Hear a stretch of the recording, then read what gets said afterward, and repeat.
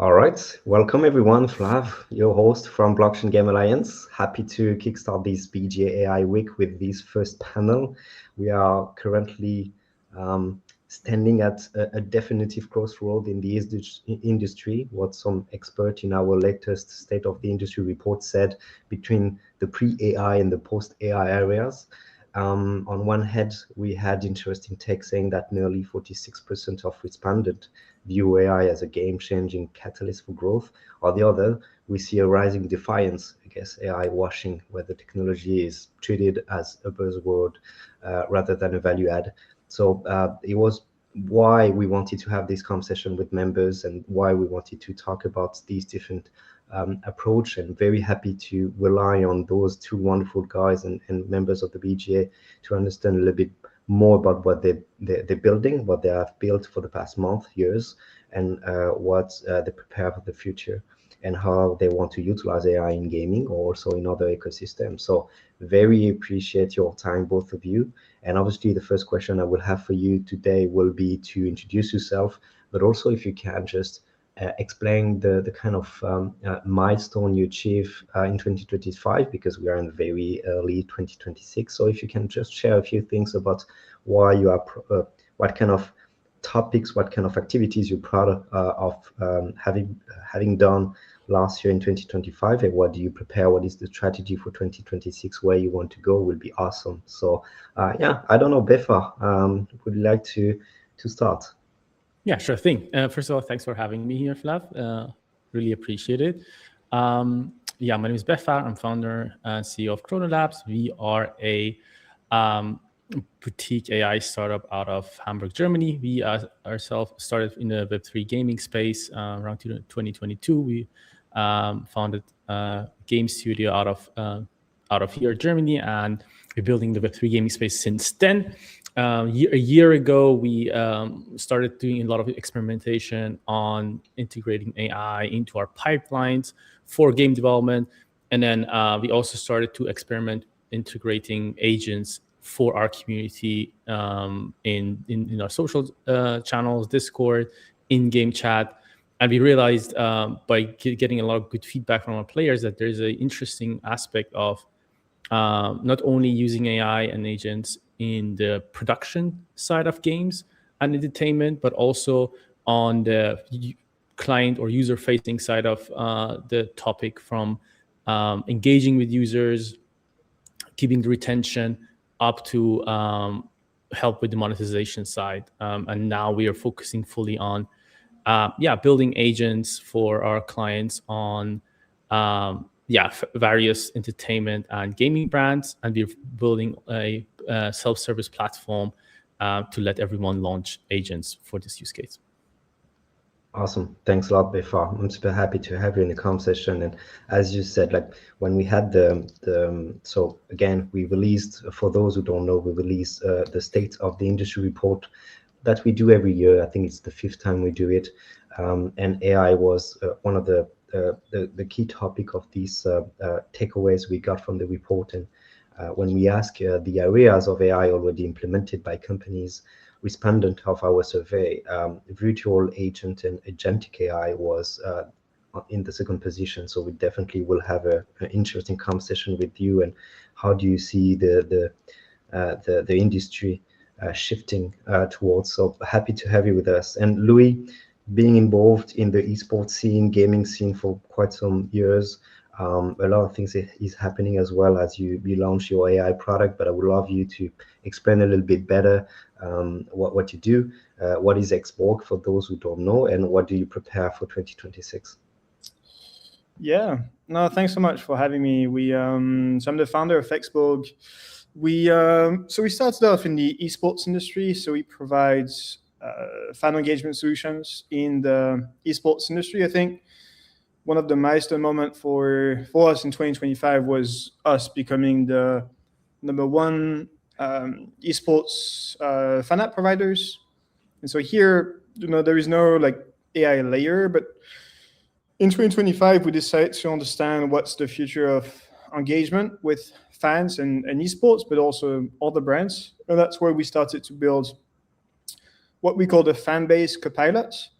and that's an agent that allows creators, brands to seamlessly engage and retain community members, and to do that sort of automatically. And that was really from the pain points that we've isolated from building normal fan solutions.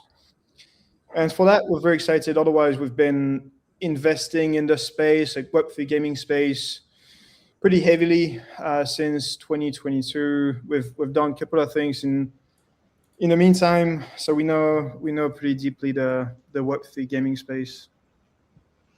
Yeah, quite a lot of interesting partnership that you had. Like you announced, which it was announced at the end of last year, but it was an interesting video you did with Cloud9. Do you want to talk about that? Like, what did you do for them and the engagement tool you provided? Yeah, so I mean, each esports teams, the way they work is they basically act as content creators, or like the pool of content creators, and the way they make money is by selling engagement, to the brands. And so they need a medium to advertise to their fans and to best retain and create their community. And so for that, you need mechanisms to engage with your fans. And so what we're doing is we have this basic questioning system, but then you have this avatar logic where it's also about your identity as a fan. And I think this is really relevant to AI, because the way we think about our system is that we think that every esports team is going to be app builder in the future. And so, the way we see people vibe code apps, like you'll be able to vibe code tournament platforms and things that revolves around gaming. So we think that fans are going to matter a lot more, and that the identity of a fan is going to be relevant, so that on the platforms that you build as an esports team, you'll be able to offer customized experiences to those fans that you interact with. And we're basically the middleware in this. And so Cloud9 was almost our 10th esports partnership that we've announced. And yeah, they've opted in for our fan solution.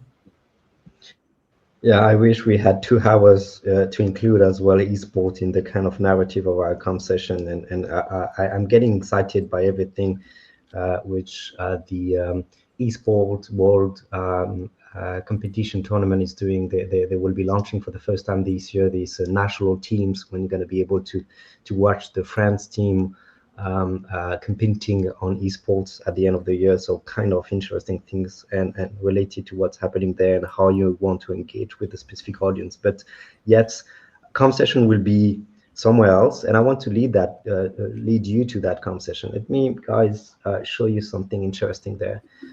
So again, this is our state of the industry report, and we had a few questions to the respondents, and the respondents, they are involved in the blockchain and gaming space, and we wanted to ask the sentiment towards AI in blockchain gaming. And it was interesting to see both, like most of the people, like half of them, 45.7% of them said AI, it's a game-changing technology that will accelerate industry growth, but at the same time, for 26.5%, it's equally likely to create risk as it is to create benefits. And even for 20%, it's useful but overhyped in the short term, which is interesting to see this balance in terms of expectation for AI and what we've been through for the past month and years when we talk about AI in gaming specifically.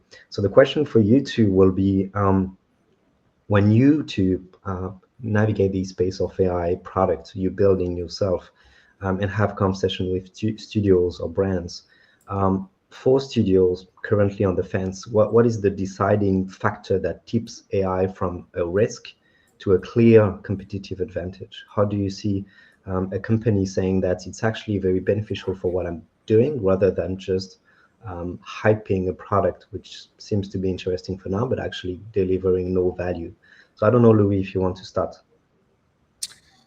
Yeah, it's a tricky one, because it depends on the companies. So like when we build products, we interface with esports teams, game publishers, because we plugged into their systems, and fans. So the risks with AI. So, for example, what we have is like an avatar, and you'll soon be able to chat to your avatar. So just a chatbot. And so the risks there is, as you share more data, then you have GDPR compliance. So that's like a big thing that we deal with remotely every company that we work with. And this whole thing of data is like, what do you have to do with it? How do you protect your users with it? As far as integrations are concerned, like when we chat to the publishers, Riot, Epic, they're still pretty adamant about AI. And so when, for example, we're building a platform for a large publisher, and you have UGC that you can enable on that platform. So let's say you want to create a 3D asset. Then the question is, once you get the 3D asset, like to whom does the IP belong? Because that was like AI generated. And so we get those questions quite often. And so we find that the large corporations, and we're talking about like Fortune 500 companies, it grows at such a fast rate that the legislations just haven't caught up yet. So they don't really know how to react. Like, for example, a GDPR compliant framework for uploading 3D assets that are AI generated, and you have to go through all of the IP right questions, then the cost of implementing this just is too high. Yeah. So what do you feel like so as per what you're saying, it feels like any companies delivering AI products, or any companies benefiting from AI products, it's not easy for them to rely on a specific regulation, because we are in the beginning of trying to figure out a way to protect your data, or protect your IP when you're putting on live, and you can do everything with AI product. Do you feel like it's not easy to navigate a space when the regulatory landscape is not clear on that? When you're a public company, yeah, but obviously a startup doesn't care about this, and sure. you don't have the same requirement. It's just I don't know, you talk to Blizzard and you're like, we can create, like, how about we get your players to suggest UGC like assets that can be embedded within the game, and then it's just not as the type of conversation that you expect. And whereas when we talk to a small esports team, then you can go full on. And there is this part of AI where, like, AI that's user facing is obviously tedious, but AI that's built in internally. So when we use our fans engagement solutions, like in the backend, you have a lot of AI stuff to suggest you how to engage with your fans, and that is just much more seamless. The risks is whatever is client facing. Otherwise, I can think of anything that's like vibe coded. There's a lot of risks to that. Like on part of the app, on our side, you'll be able to include snippets of code. But the truth is that is not really scalable, and that's definitely not secure. And yeah, when you have a lot of stuff at stake, security is should be your top priority, and legality as well. Agree. Behfar, I saw you nodded when Louis was speaking. Like, how do you feel about that on your side, in terms of the risk we see in the space related to AI? I think I totally agree with Louis on the security part. I think when we also saw the report you just show us, I think the biggest risk, especially when we talk about blockchain gaming, is of course the security part, because everyone can wipe code a lot of products, very cool stuff. But as soon as we talk about financial incentives, I think right now the life cycle of post-launching a product. It's very easy to launch a product through wipe coding right now, which is amazing. I think the life cycle of what happens after you launch, it is still not solved by, I would say, by wipe coding or by AI. And specifically for blockchain, I think that is much, much more important. So I would say that is definitely some security risk on the blockchain gaming side. But to circle back to the original question, I think AI does not specifically enhances Web3 gaming or blockchain gaming as industry itself, rather than it just enhances everything we do within the gaming industry as well, or in the in general in the entertainment industry, right? And I think it's the interesting part is you can use AI, as Louis said, in the very different departments and very different use cases. And the timeline to, let's say, go to market or adoption of AI is very different for different companies. Bigger companies are much more risk averse. They're much more careful. Just also because specifically in gaming, you also have this responsibility of you don't want to make sure that your gamers or your users are happy with your decisions, because AI is also a very sensitive topic, but also you want to make sure that you're using AI in the correct way. But I would say overall, I think we talked with past year, we talked with bigger sports brand, bigger game studios, bigger publishers. I think I would say every executive in those companies know they need to do something with AI, but there is still the gap of, okay, what exactly can we do? Because there's a lot of noise out there. And what part of AI or use case that actually enhances our business? I would say, for example, very established thing is, I think, user acquisition teams, right? If they don't use AI for generating or testing, let's say, content and copies or creatives for their ads, especially in mobile, they're gonna fall behind. So that is very certain. But let's cycle back to, let's say, customer service, and then or it goes to VIP management. People are much more slower about those type of actions, because it's still have this room for error. And then when we go up the ladder to, okay, as Louis mentioned, what happens to our IP? How safe is it? Is the AI agent, let's say, gonna go say something that it's going to be bad for our brand? So the guardrails of these AI or solutions are still very important for many big companies. And I think that is going to also more and more slowly go away in more sensitive parts of the business of the industry, which is like, all right, if something goes wrong, has a lot of consequences. So that moves a bit slower than everything else. I think that's great. I'm curious, and I promise it's going to be maybe the last, not less optimistic question, but as you are two entrepreneurs trying to thrive into this ecosystem when you have AI-related products, I wonder, there is a fatigue in the space right now. It's not easy to navigate this space because, as I said, like we have a mix of excitement, but fatigue as well around AI product. How do you navigate that? Because you fully think that your product is actually helping a lot in different ways. Engagement, you said yourself, engagement, retention, monetization system, and everything.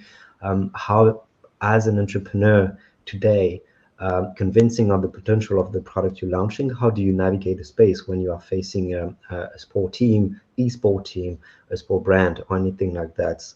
Do you feel like it's more and more complicated based on what's happening, or it's just a matter of education and proving that the product is reliable?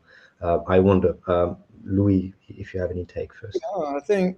Yeah, I mean, this stuff is evolving at such a crazy rate that you had teams that we've onboarded a year ago, and even when we were suggesting like AI quests, they were like, that stuff is not useful. To then, oh shit, now this is replacing my community manager. Or like for the copilot that we've built now, which is basically running engagement on the copilot. So what it does, it's like listening to everything you do and all the data feeds, and then accordingly telling you, okay, this is what you should post at which time you'll get the most engagement. And at first, they were like, well, this is like AI slop. Like, I don't want to be a reply guy, or I don't want to tweet like everyone else. But then you get better. Like Opus 4.5, I think, was a pretty big breakthrough. And so I think over time I convert all of the pessimists into optimists, just as the technology scales. And even my 3D designer, like the lead 3D designer initially at our team, was like, and we were testing internally, like, how can we improve our workflow, to then be like him fearing for his job because he's just getting so good. And I think every manager that we talk to, except like a Fortune 500, Fortune 500 company where there's really just too much democracy going on, just to see the quality of the output, and it just become so useful that you can't be negative about the tech. What about you, Behfar? What do you think? Yeah, I totally agree. I think as I would say, let's 1.5 years ago, when ChatGPT really came out or got really used out, I think the thesis were very different back then. Like we said, like, okay, ChatGPT gonna eat everything, every business out there. Then we get, hey, ChatGPT wrappers are not gonna survive. And I think the extent of advancement in AI is so crazy. That you can build businesses upon certain models that revolutionize certain use case. So, for example, an example is like, I think, Nano Banana, right? When that thing came out, I think you could think of completely new businesses just on top of the Nano Banana, because it opens up so much interesting use cases.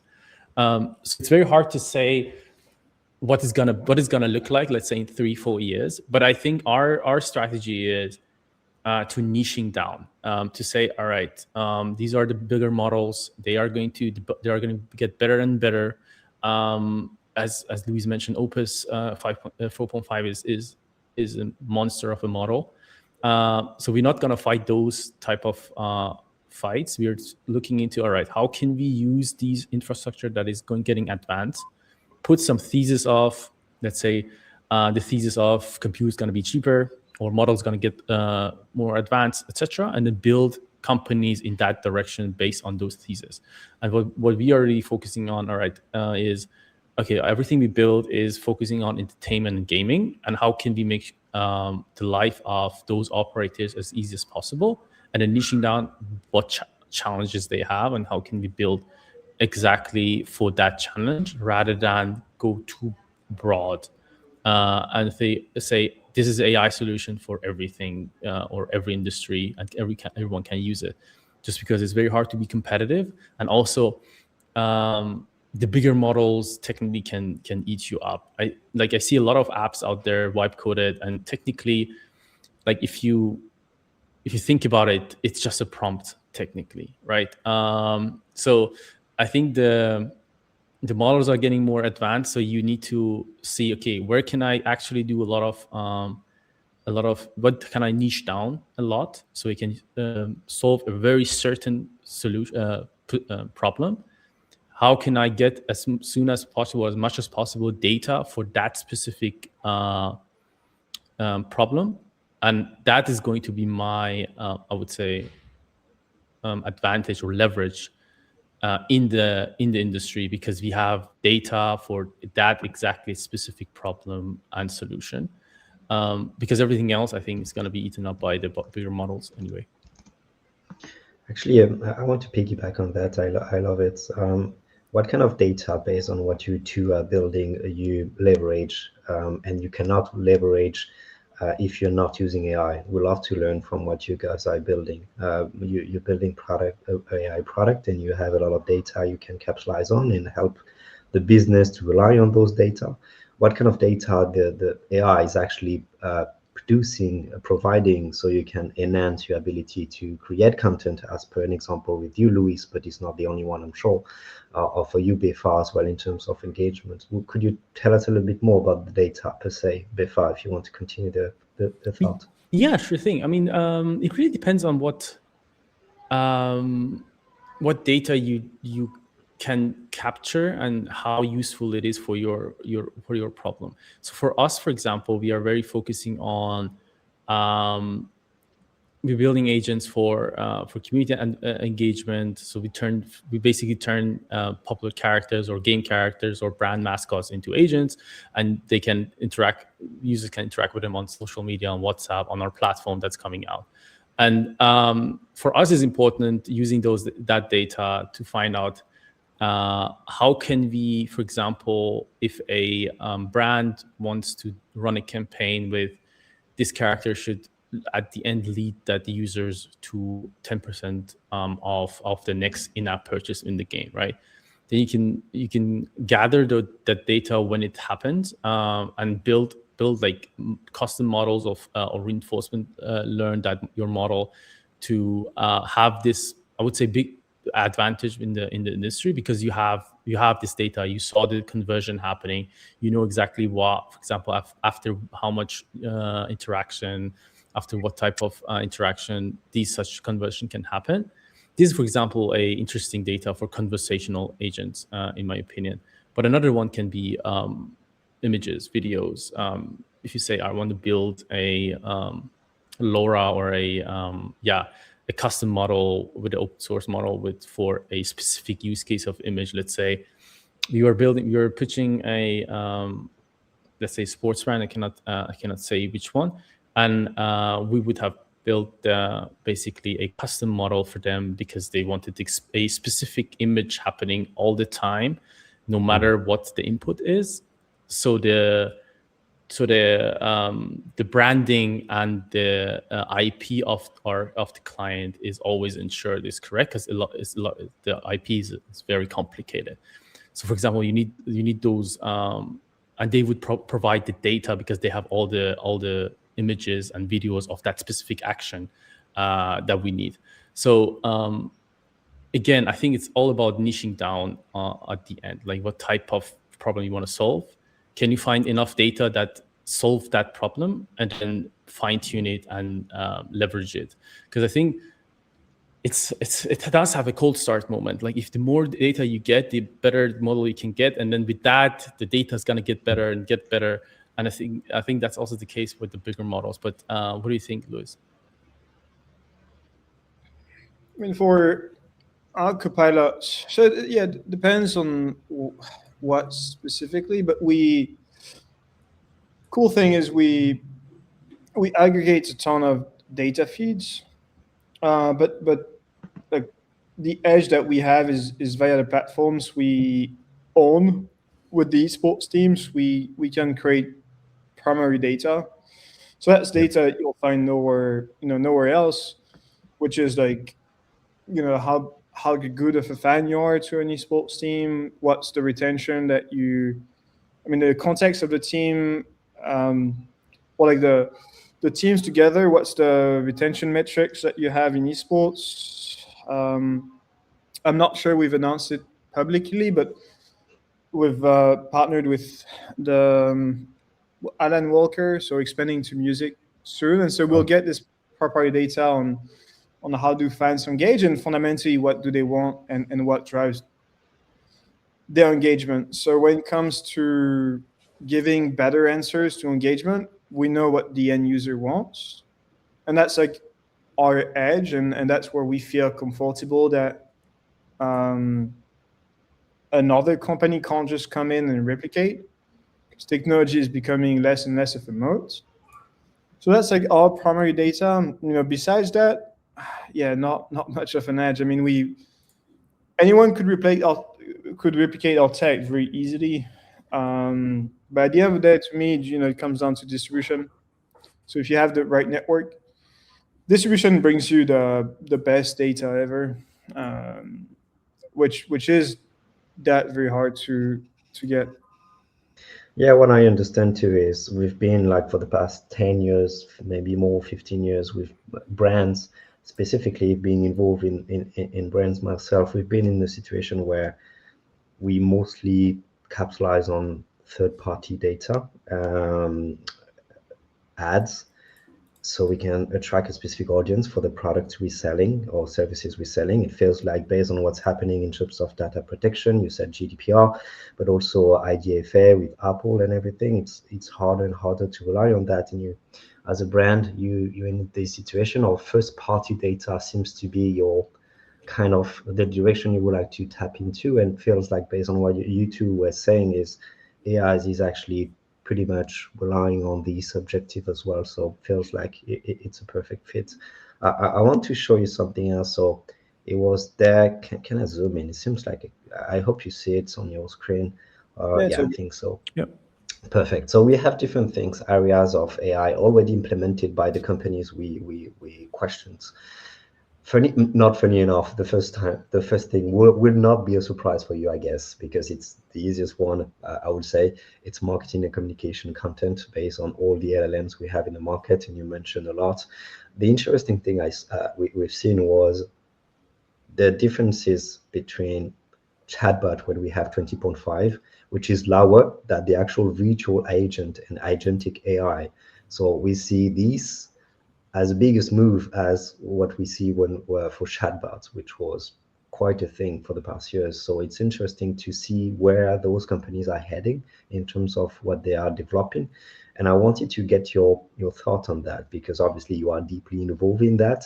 What does it mean when you see these graph, when you see maybe if you want to talk about the marketing and the content, which is the first one, but the differences between chatbot, which is a little bit lower than agent and agentic AI.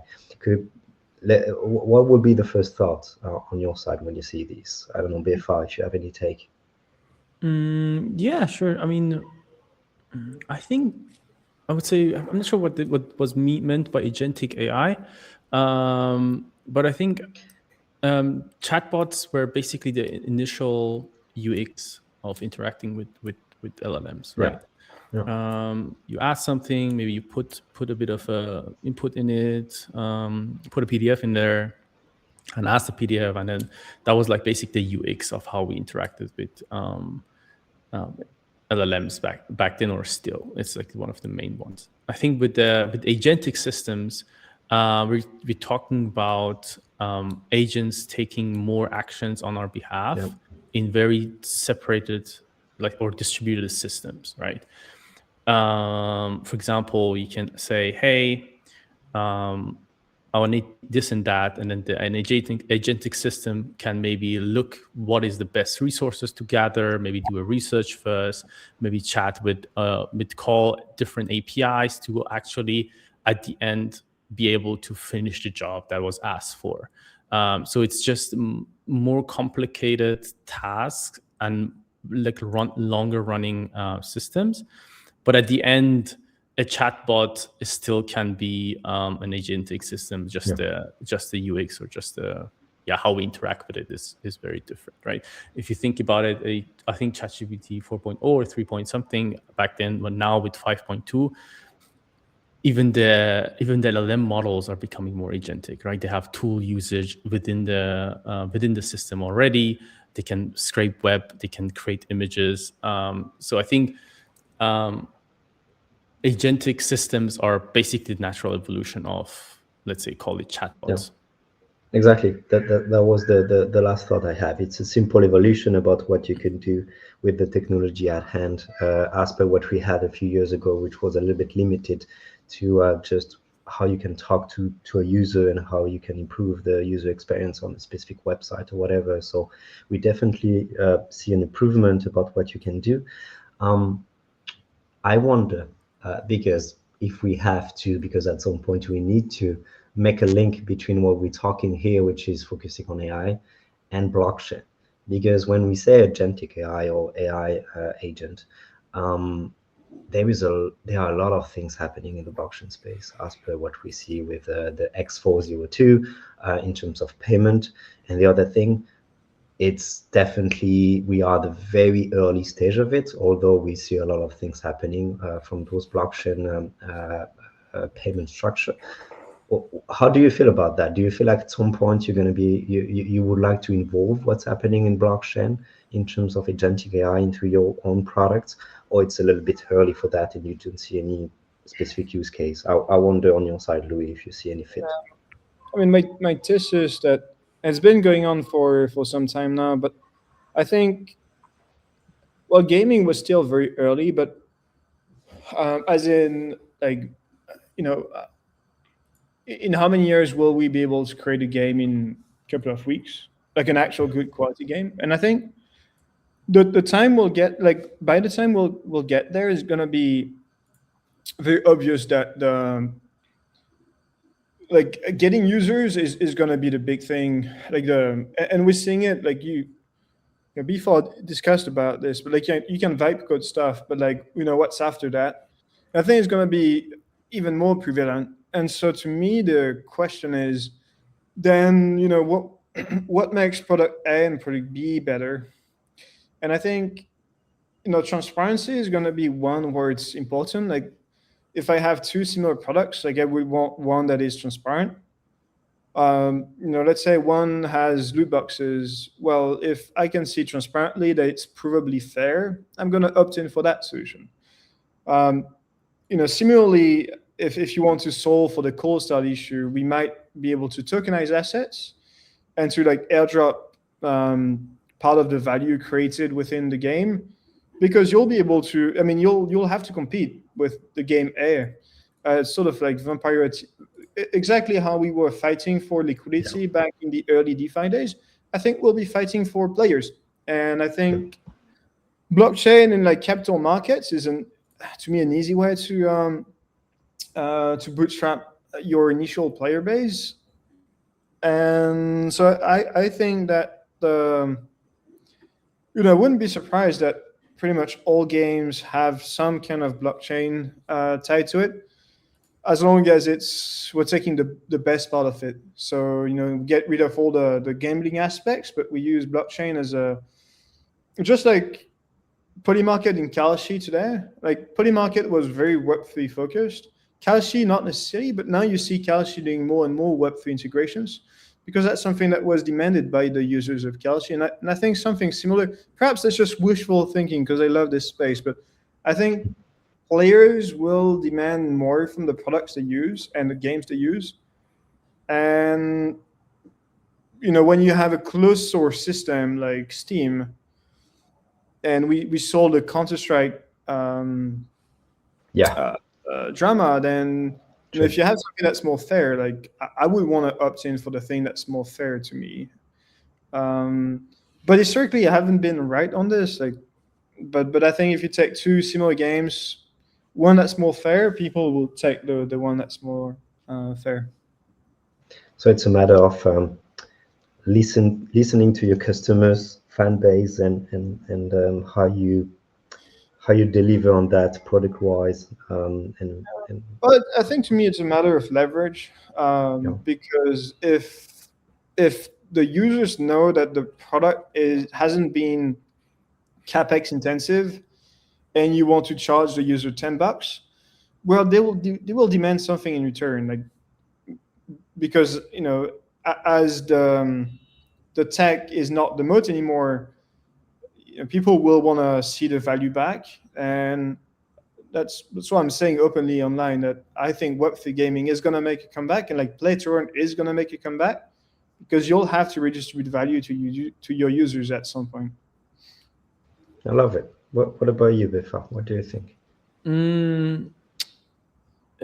I mean, if I go back to the original question first, like seeing AI and blockchain, where I see like the synergy, I think the only thing that I see is where I see product market fit is, I think, financial rails. Like we actively have this integrated within our agents.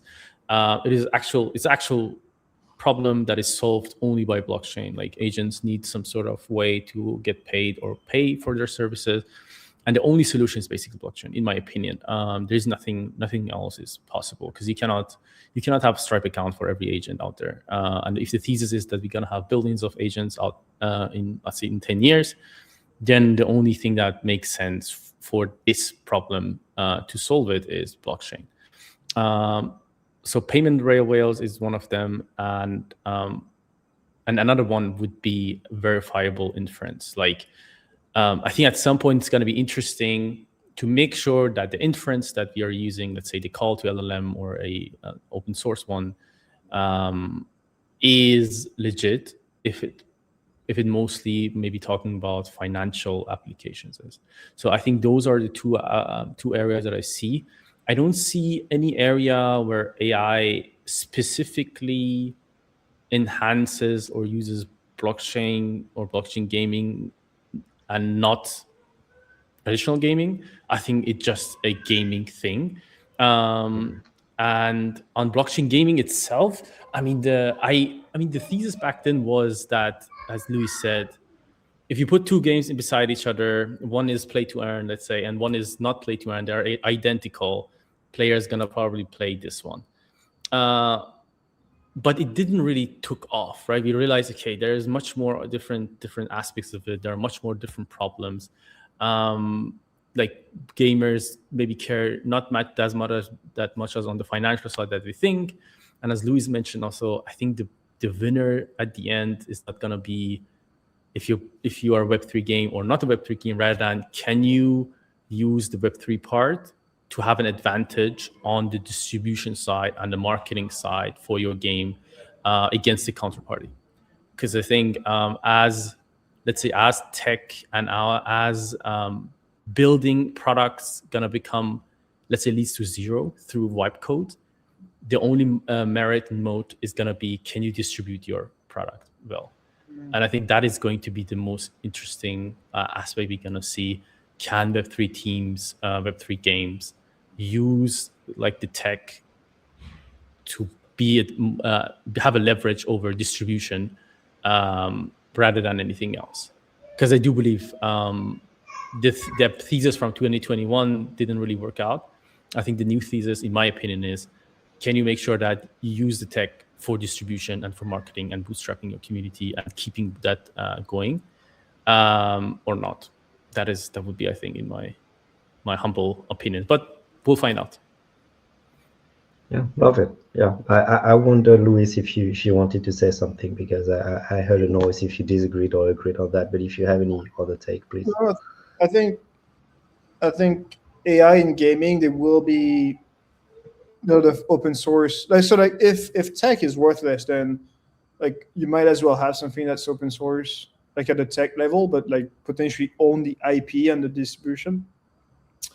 And historically, blockchain's just been is building in the open, and I think that though you will want an incentive structure for a team that's open source, and I think tokenization is going to bring some value there. Now, yeah, as Behfar said, like 2021, we all remember those days where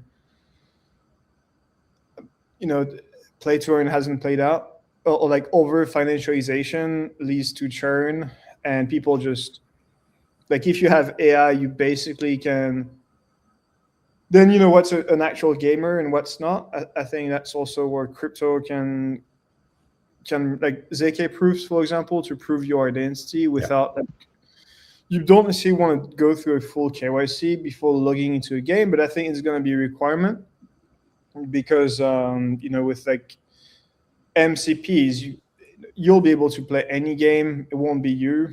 So like, how does that disrupt the gaming industry? So Sure. Some like,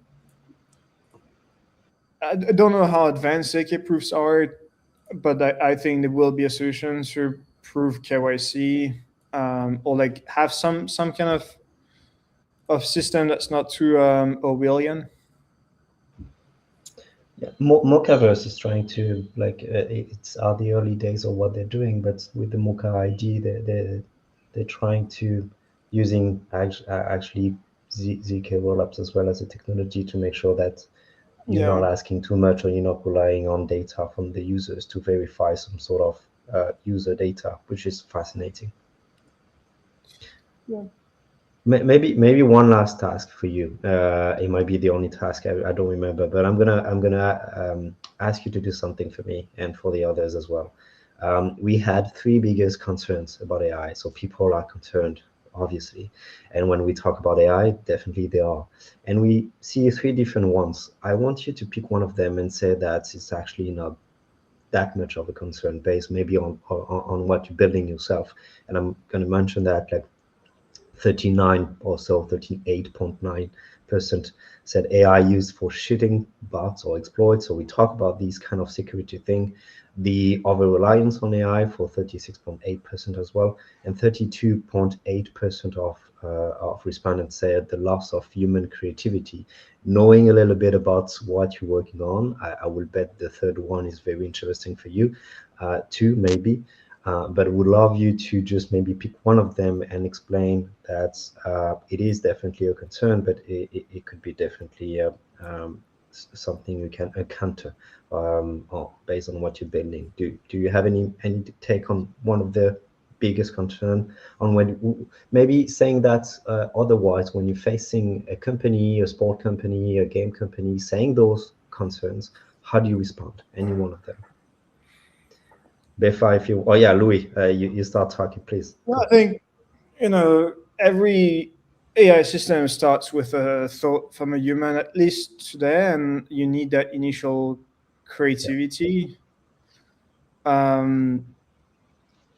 So, but I still do think, I mean, at some point, I do think games will be created fully by agents.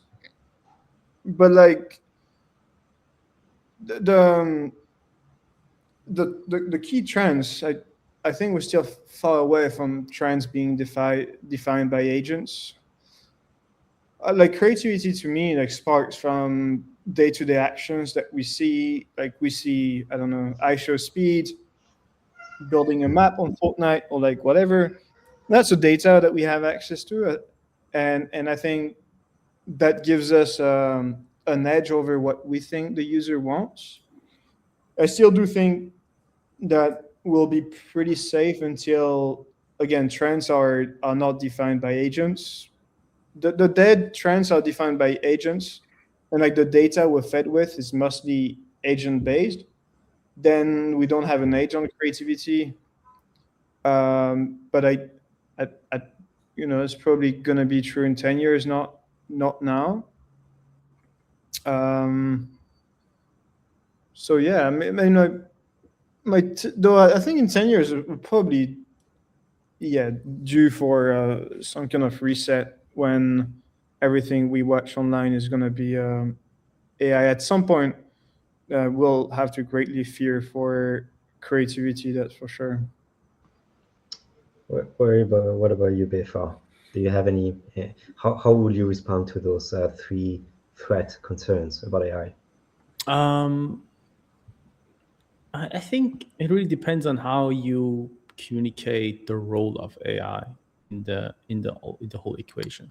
Like how we see it is, or in the pipelines, let's say internal pipelines ourselves as well, is a human does the thinking, AI does the execution. This is like the core,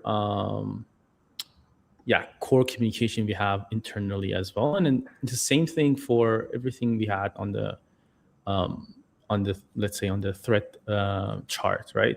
The creativity, I would say, I think humans are so creative. I think you need to see as AI allows humans, us, to be creative or create these ideas that are in our heads. We have and that's one of our theses. Like I think XBorg has that as well. UGCs for us, like we have our platform, the agent platform, going to have a UGC platform for those agents, so you can create content with them, build social posts, videos. And if you look at, for example, any social media channel like TikTok or Instagram, what they did is they didn't create, or they didn't make humans more creative. They give them tools, let's say TikTok, to be able to express yourself creatively through those easy to do video edits or video editing tools, right? I think AI is the same thing. We just give the tool for us humans to express ourselves and be more creative. Is it creating a new game because you can use Cloud Code created now? Is it the UGC because you can use Nano Banana Pro to tell the story that you have in your head? So I don't think that is going to be a problem, because humans are extremely creative, and I don't think that's going to change in the next years. What has never changed in the past, let's say, centuries, right?